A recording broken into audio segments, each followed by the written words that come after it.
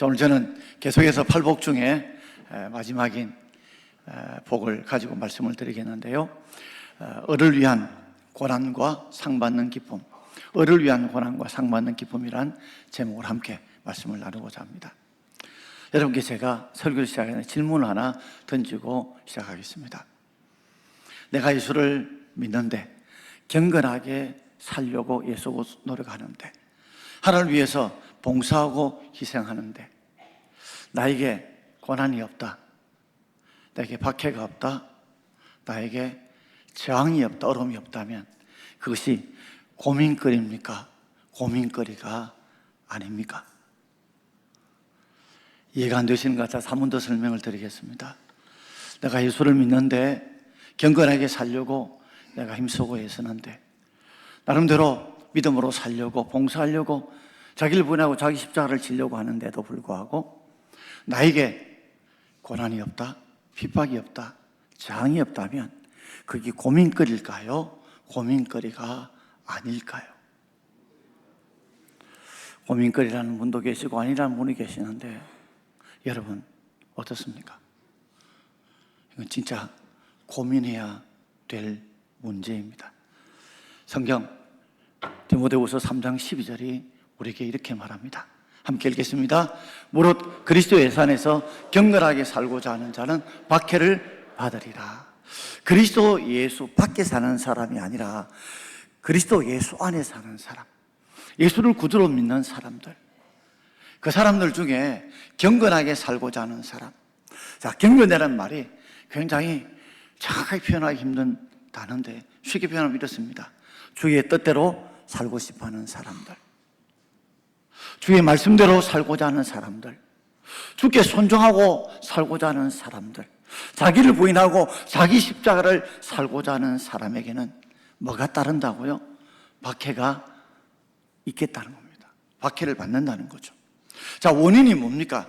경건하게 그리스도 예수 안에서 경건하게 살고자 하는 자는 반드시 삶에 박해가 따른다는 것이고, 바꿔 말하자면 내가 그리스도 예수를 믿는다 하면서 경건하게 산다고 하면서 박해가 없다는 말은 나는 내가 경건하게 산다고 생각하지만 사실은 그리스도 안에서 경건하게 살고 있지 않다는 증거라고 말할 수 있을 겁니다. 오늘 팔복의 마지막 부분을 보게 되면 10절과 11절에 을을 위하여 박해를 받은 자. 자, 을하는 것이 무엇 때문에 박해를 받습니까? 뭐 때문에?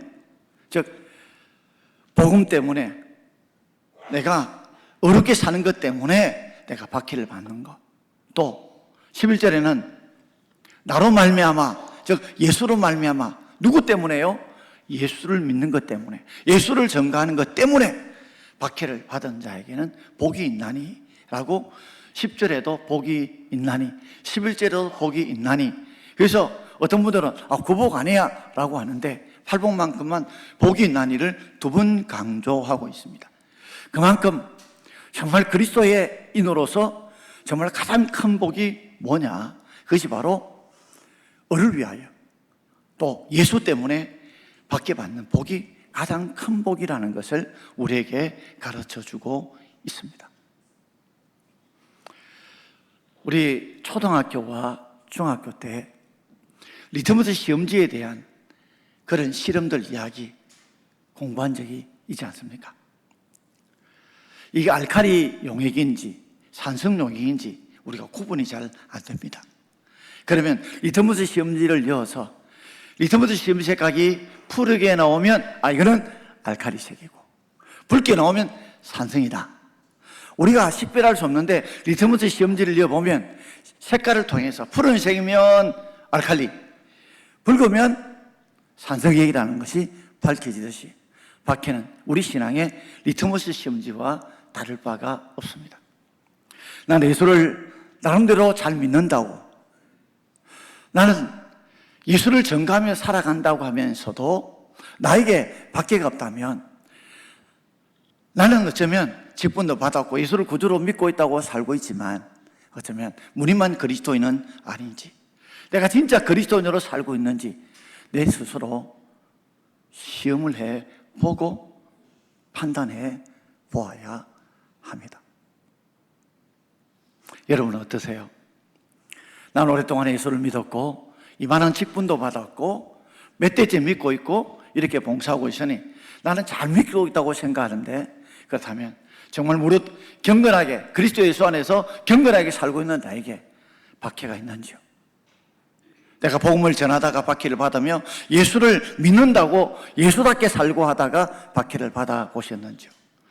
박해를 받고 있지 않다면 어쩌면 나는 적당히 세상과 타협하면서 무림한 그리스도인으로 살고 있지는 않는지요? 복음들이 좋은 도자기 그릇을 만들기 위해서 진흙으로 이제 형태를 만듭니다. 그리고 거기에 조각도 하고 그림도 그리죠. 유약도 바랍니다. 그리고 맨 마지막에 큰 불가마 속에 그 도자기 그릇을 넣습니다. 엄청난 그런 수천도의 온도를 견디고 나면 그릇이 나오게 되죠. 그러면 도공은 반드시 점검해 봅니다.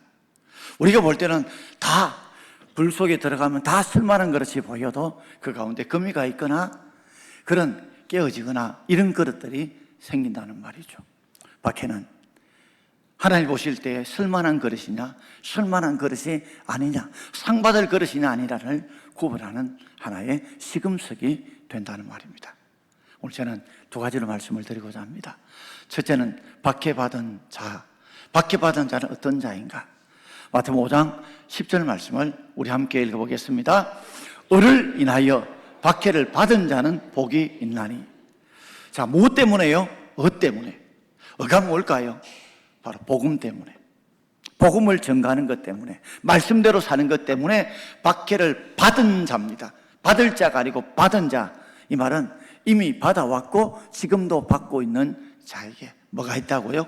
이미 그 사람은 하나님 복 있는 자리에, 복 있는 상태에 있다고 말씀합니다. 그러면서 이 박해에 대해서 한 번 더 이렇게 설명하죠. 11절 말씀 함께 읽겠습니다. 나로 말미암아 너희를 욕하고 박해하고 거짓으로 너희를 거스려 모든 악한 말을 할 때는 너희에게 복이 있나니. 그랬습니다. 자, 무엇 때문에요? 때문에? 을을 믿다가, 을을 전가하다가, 즉 예수 믿다가 예수 전가하다가 박해를 받는데, 그것은 곧 누구 때문에 받는 겁니까? 내 죄 때문에 받는 것이 아니라 나 예수 때문에, 예수 말미암아 예수 때문에 받는 것이 바로 을을 위한 고난이요 박해입니다. 박해의 종류가 이렇게 설명하고 있죠. 너를 욕한다. 이게 박해의 한 패턴입니다. 너를 욕한다는 것은 어느 뜻은 인격적으로 무시하고 경멸한다.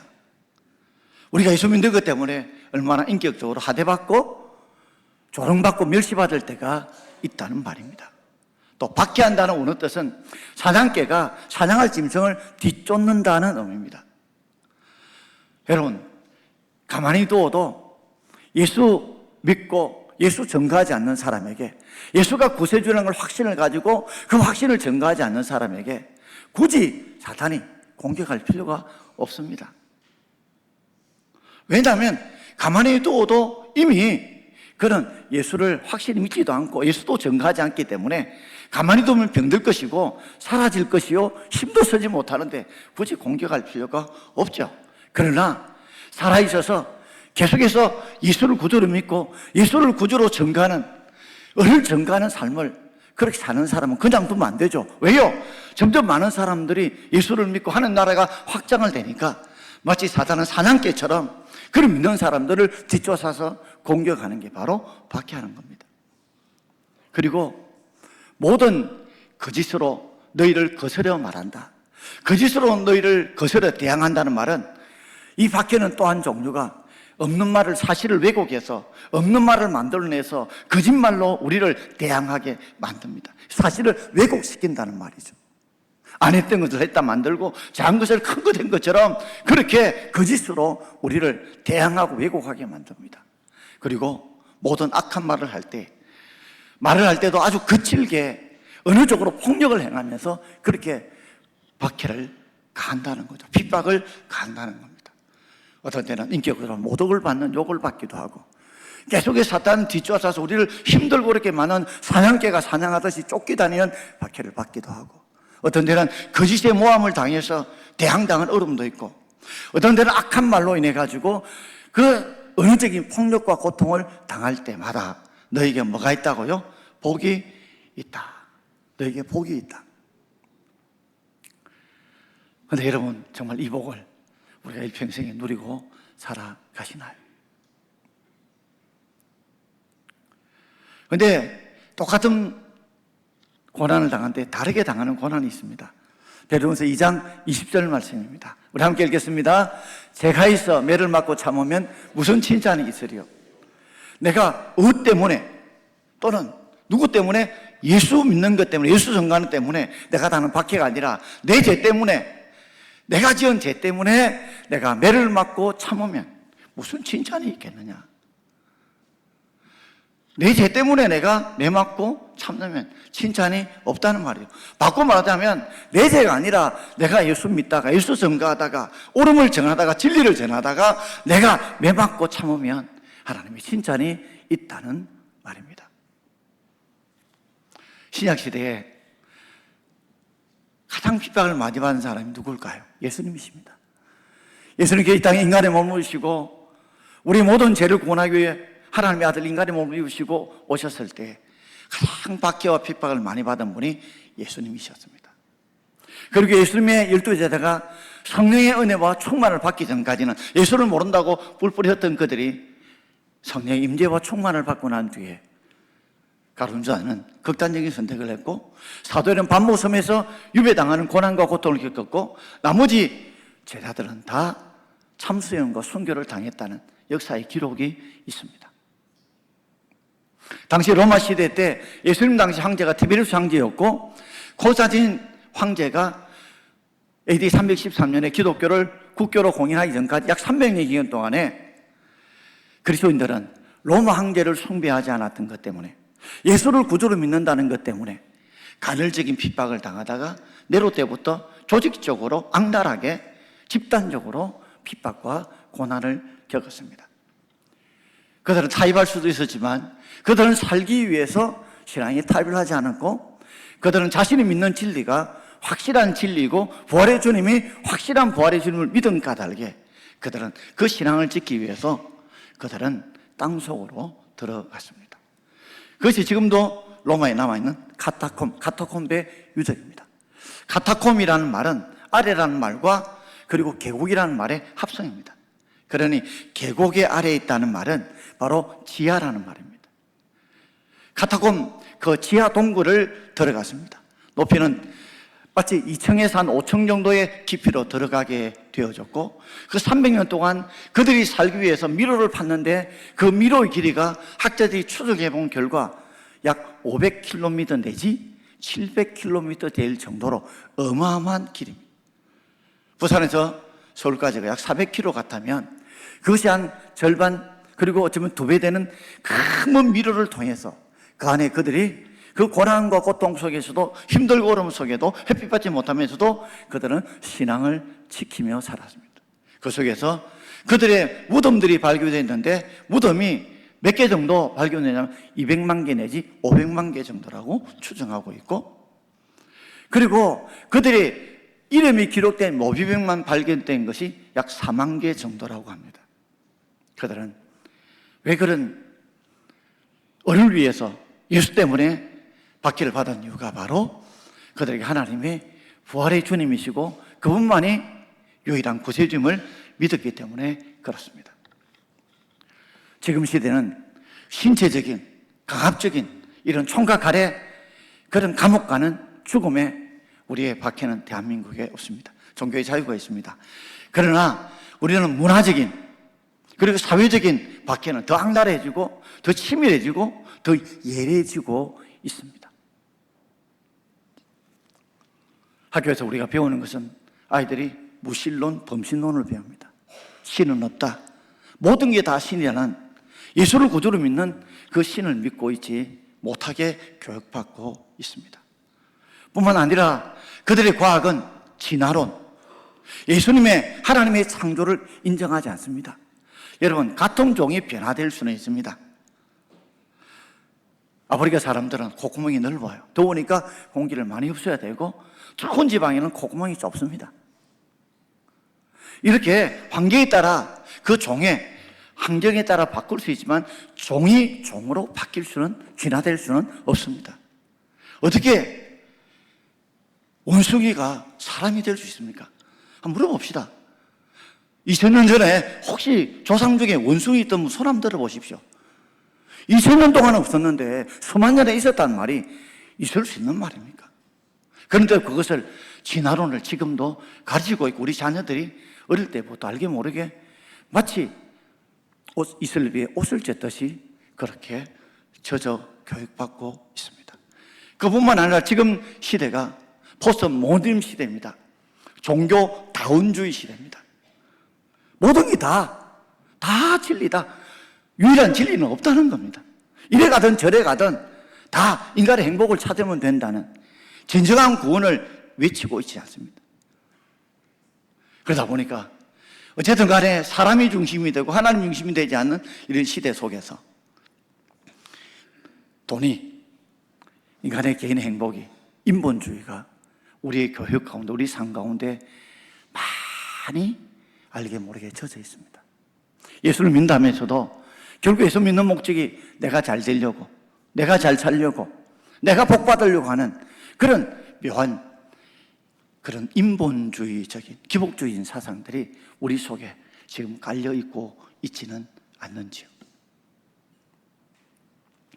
그뿐만 아니라 우리가 예술, 그리고 음악, 드라마, 영화, 언론에 보게 되어지면 공개적으로 기독교를 박해하지 않지만 엄밀하게 노골적으로 그리고 비판적인 반기적인 색채들을 너무나 많이 내세우고 있습니다. 종편 드라마를 가만히 보시면 그 가운데 예수를 잘 믿는 사람을 굉장히 광신도로 비꼬는 것들을 여러분 심심찮게 볼 수 있습니다. 보면 예수를 잘 믿는 사람이 사기치고 이중기된 모습을 주님 도와주옵소서 이런 식으로 아주 비꼬는 그런 분위기들.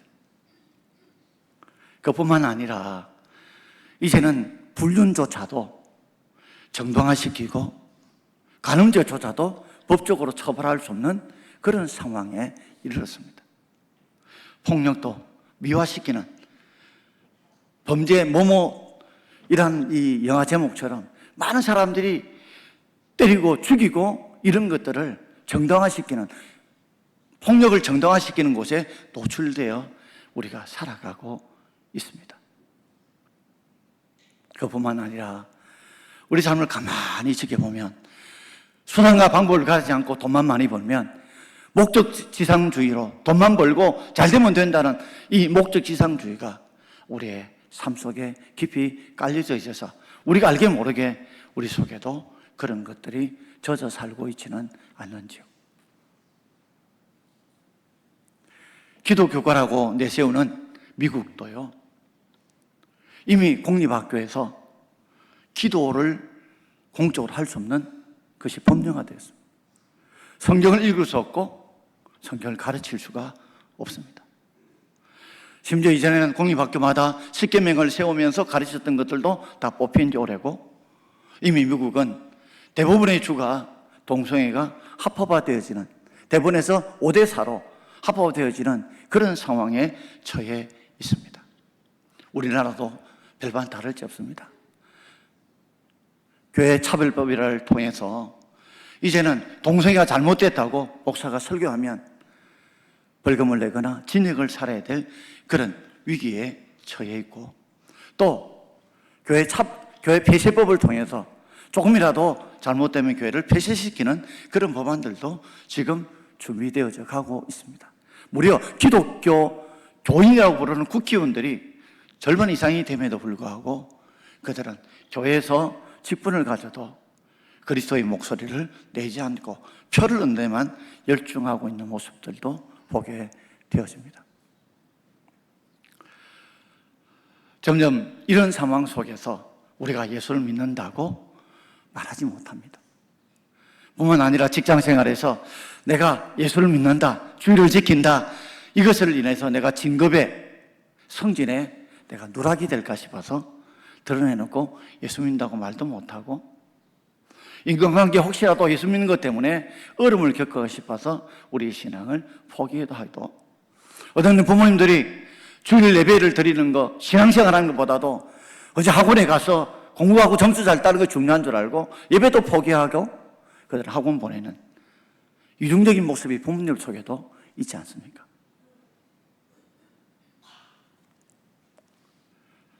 그뿐만 아니라 우리가 예수를 믿는다고 하면서도 어디 데려놓고 내가 예수를 구주로 믿는다고 내가 고백하게 되면 영업하는데, 사업하는데 힘들 줄 알고 감춥니다. 그러다 보니까 점점 예수를 믿긴 믿는데 놈 앞에 드러내놓고 예수를 믿지 못합니다. 예수가 구주라는 사실을 내가 증거하지 못합니다. 점점 목소리는 작아지고 입을 다물어 가고 드러내지 않습니다. 시장에서 함께 식기도도 하지 않습니다. 그냥 마음으로 운동하면 기도지 하면서 자신이 그리스도를 드러내는 일에 부끄러워하고 있는 모습은 아닌지요. 이게 우리의 지금 현주소가 아닐까요? 그러니 우리를 위해 핍박받을 일이 없죠. 내가 예수를 구주로 믿는다는 걸 드러내지 않는데, 내가 예수를 구주로 믿는다는 것을 증거하지도 않는데 내가 박해를 받을 일이 없다는 말이죠. 바꿔 말하자면 무릇 그리스도 예수 안에서 경건하게 살고자 하는 박해를 받는데 내가 경건하게 살고 있지 않다는 반증이 아닐까요? 너를 위해 박해를 받아야 되는 이유가, 주는 우리를 세상의 빛, 세상의 소금이라고 그랬습니다. 세상은 어두울 수밖에 없고 세상은 썩어갈 수밖에 없기 때문에 우리로 하여금 세상을 밝히는 빛이 되기를 원하고 세상을 섞지 않고 만나게 하는 그 역할을 우리에게 주셨는데 불구하고 우리는 내가 고난 당하기 싫고 어려움 겪기 싫어서 그것을 포기하고 살고 있지는 않는지요. 자기를 부인하고 자기 십자가를 지고 나를 쫓아남에도 불구하고 자기를 부인하지 않고 내 목에 대인 십자가를 어떻게든지 안 지려고, 어떻게든 안 지려고 우리는 하고 있지는 않는지요. 남이 져주길 바라고 있지는 않는지요. 오늘 박해받은 자는 복이 있다는데 그게 두 번째로 어떤 복일까요? 박해받은 자의 복에 대해서 생각해 보려고 합니다. 자, 10절 말씀 우리 함께 읽어보겠습니다. 을을 위하여 박해받은 자는 복이 있나니 천국이 그들의 것입니다. 자, 심령이 가난한 자는 복이 있다는 말과 동일한 복입니다. 심령이 가난하다 말은 내가 하나님 앞에 죄인이었고 하나님 은혜 없이는 살아갈 수 없다는 자에게 천국이 그들의 것이다. 천국은 내가 천국 간다는 그 천국을 말하는 것이야. 하나님의 통치, 하나님이 다스림을 말합니다. 그런 자인 하나님이 친히 그들의 마음과 생각을 다스려 주신다, 통치해 주신다, 이끌어 주신다는 말입니다. 을을 위해서 박해받은 자도 하나님을 위해서 희생하는 자에게 하나님께서 모든 걸 빼앗겨도 내가 너와 함께 하소서, 내가 너를 다스려 줄 것이고 너를 인도할 것이고 내가 너를 세워주겠다. 그것이 천국이 그들의 것이라는 의미입니다. 우리는 이게 천국이 천국 가는구나, 그게 아니라 여기에 이 천국은 현재적인 천국, 예수의 통치, 예수의 다스림, 예수의 도우심, 예수의 함께하심, 예수의 인도하심, 부으심의 복을 말합니다. 그러면서 12절은 이렇게 굉장히 강조해서 말씀하고 있습니다. 함께 읽겠습니다. 기뻐하고 즐거워하라. 하늘에서 너희 상이 큽니다. 너희 전에 있던 선지자들도 이같이 박해를 받았느니라. 구약의 믿음으로 살던 사람들은 다 박해를 받았습니다. 경건하게 살고자 하는 박해를 받습니다. 그러므로 박해가 올 때마다 기뻐하고 즐거워하라. 하늘에서 너희 상이 큽니다. 우리 속담에도 이런 말이 있죠. 욕 들으면 오래 산다. 모르십니까? 욕 들으면 오래 산다. 여러분, 내가 죄를 지어서 욕 듣는 거는 스트레스 받습니다. 오래 못 삽니다. 여러분, 욕 들어가지고 오래 사는 분이 있으면 손 들어 보십시오. 욕 들으면 스트레스 받아가지고 오래 못 살아요. 근데 왜 욕 들으면 오래 산다는 왜 속담이 생겼을까요? 이 욕은 내가 잘못한 욕이 아니라 내가 믿음으로 살려고 하다가, 바르고 살려고 하다가 욕 들을 때 있습니다. 그럴 때마다 어떻게 버텨내야 됩니까? 욕 들으면 하나님이 오래 살게 하신다, 오래 살게 하신다, 이것으로 버티고 견뎌내다 보면 나중에는 오래 사는, 빨리 죽는 법이 아니라 오래 사는 복을 받는다는 것처럼 우리가 핍박을 당하는 그 모습을 보시고 하나님께서 우리에게 주시는 복이 하늘에서 상급이 크다, 상이 크다. 그러므로 기뻐하라는 뛸 듯이 기뻐하라, 춤추미듯이 즐거워하라는 겁니다. 여러분, 고난과 역경이 올 때마다 지금 내가 당하는 그 핍박의 고난만 생각하지 마십시오. 내가 욕 듣고 박해를 받고 거짓으로 거스름 말하고 모든 악한 말을 듣는 거기에 내가 함몰되지 말고, 거기에 내가 집중되지 말고, 하나님 이 고난과 고통 누구 때문에요? 예수 때문에, 무엇 때문에, 때문에 내가 당하는 박해란다면 하나님이 상이 크다, 그걸 바라보고 우리가 기뻐하고 즐거워할 수 있길 바랍니다. 그런데 사탄은 그렇게 말하지 않아요. 우리로 하여금 하나님 주실 상을 바라보고 기뻐하지 못하고 지금 내가 당하는 고난, 고통, 그것만 집중하여 그것만 보게 만들거든요.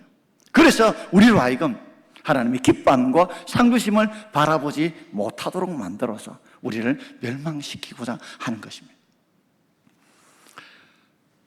여러분, 산모들이 애를 낳을 때, 10달 동안 뱃속의 아이를 잉태할 때 마치 밖의 고통은 아니지만 얼마나 많은 고통과 아픔을 겪습니까? 그런데 그들이 사람이 태어나면 그들의 육체의 고통을 산모들이 잊음으로 또 다른 아이를 잉태하게 되고 출산하게 되는 것. 그 이유가 지금의 고난보다도 장차 주실 영광을 바라보기 때문에 이길 수 있는 것 아닐까요? 씨 뿌리는 고통이 있습니다. 그러나 그들은 그 기쁨을 우리가 묵상하면 씨 뿌리는 고난을 이겨낼 수 있습니다. 저희도 이 설교를 준비하면서 다음 주간이 또 고난주간 특별 새벽 기도하니까 설교 준비하는 게 참 힘들고 어렵습니다. 그러나 그 준비를 위해 시간과 땀과 눈물을 쏟아부으면 하나님이 주시는 성도들이 잘 들어주고 이해가 돼서 끄떡거려주고 아멘 해줄 때 얻는 힘이 크기 때문에 그 어려움들을 이겨내는 것과 똑같습니다. 로마서 8장 18절에는 이렇게 말씀하고 있죠. 로마서 8장 18절 함께 읽겠습니다. 생각하건대 현재의 고난은 장차 우리에게 나타날 영광과 비교할 수 없느니라. 자꾸 생각해야 됩니다. 어떤 생각요? 현재의 고난만 보지 마시고 장차 버티고 견딜 때에 이겨주시는 그 영광은 고난과 비교할 수 없는 더 큰 영광이 온다는 것. 학생들이 공부할 때도 그렇잖아요. 취업을 준비할 때도 직장생활도 얼마나 어렵겠습니까? 얼마나 힘들겠습니까? 그러나 그것만 보지 마시고 버티고 견디면 이김을 주신다는 것을 자꾸만 생각하고 붙들 때에 그때 그 이김이 그 고난보다 훨씬 크다는 것이죠. 그것으로 이야기를 드리고 마치고자 합니다. 감리교를 장치했던 요한 웨슬레가 노방전도를 하러 다녔는데 일주일 동안 핍박이 없었던 겁니다. 박해가 없었던 겁니다.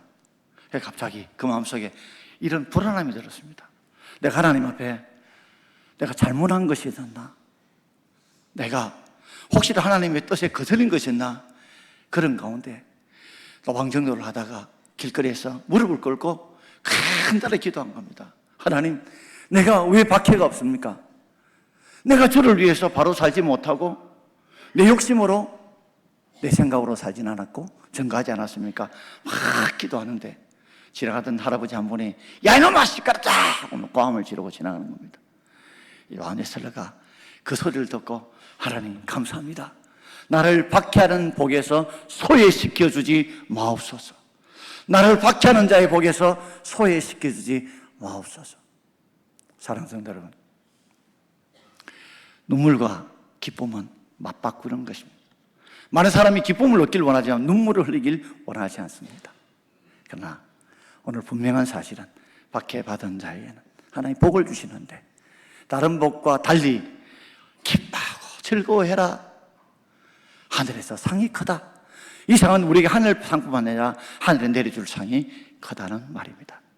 자꾸만 복음 전하다가 저항이 생기고 복음 전하다 거부한다고 생각하지 말고 기도하면서 지혜롭게 내가 예수 믿는다는 그 사실을 증가하고 드러내고 핍박이 온다 할지라도 그것을 이겨내므로 하늘의 큰 상을 받고 신앙의 야습을 회복할 수 있기를 바랍니다. 날마다 동물원에 앉아서 먹이 주는 그 먹이만 먹는 것이 아니라 직접 사냥할 수 있는 비닐하우스에 자라는 그런 꽃이나 식물이 아니라 노지에서 힘들고 어려운 비바람을 마치고 피는 꽃처럼 열매처럼 여러분 신앙의 야성을 회복하고 다시 한 번 더 우리 잠자는 연약한 신앙을 회복하기를 주의 이름으로 축원드립니다.